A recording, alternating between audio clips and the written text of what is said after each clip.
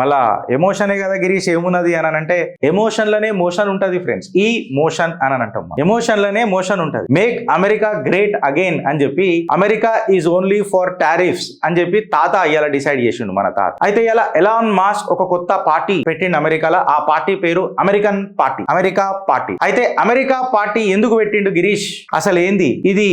Politics లో ఏమన్నా హల్చల్ మచాస్తుందా అంటే హల్చల్ ఆల్రెడీ మచాన్ చేసిండు మాస్క్. ఎప్పుడైతే ట్రంప్ కి సపోర్ట్ చేసిండో, ట్రంప్ కి సపోర్ట్ చేసి అమెరికన్ రాజకీయాలలో డెమోక్రాట్స్ ని గడ్డపార ఎట్లా దించిండు అనేది మనం అందరం. ట్రంప్ సపోర్టర్లలో ఎలాన్ మాస్క్ ఇంకా రామస్వామి, తులసి గబాడ్ చాలా కీలక పాత్ర. ఇవాళ ఎవరెవరితో అయితే గెలిచిండో తిన్నింటి వాసాలు లెక్క పెట్టి ఏ తలలైతే తిన్నడో అదే తలల్లా ఉంచే ప్రయత్నం చేస్తున్నాడు మన ట్రంప్ అని చెప్పి అక్కడి రాజకీయ విశ్లేషకారులు మాట్లాడుకుంటారు. అయితే ఎలాన్ మాస్క్ ఇవాళ ఒక కొత్త పార్టీ లాంచ్ చేసిండు. ఆ పార్టీ పేరు అమెరికా పార్టీ. ఇది కేవలం ఒక ఎలక్షన్స్ కోసం చేసింది కాదు. ఇది ఒక పవర్ రీఅలైన్మెంట్ కాబోతుంది ప్రపంచానికి. అండ్ బేసికలీ అమెరికా ఒక power realignment. 60% of the Americans ఒక కొత్త పార్టీని ఉండాలా అమెరికాలా. ఇక మాకు బోర్ కొట్టింది డెమోక్రాట్స్, ఈ అడ్డమైన రిపబ్లికన్స్, ఇవన్నీ ఈ పంచాయతీ ఎంతసేపు ఆడు అని మూతి అంటాడు, ఈడాని తోక అంటాడు, మళ్ళీ ఈడాని మూతి తోకలు పెడతాడు, దాని తోక మూతిలో పెడతాడు.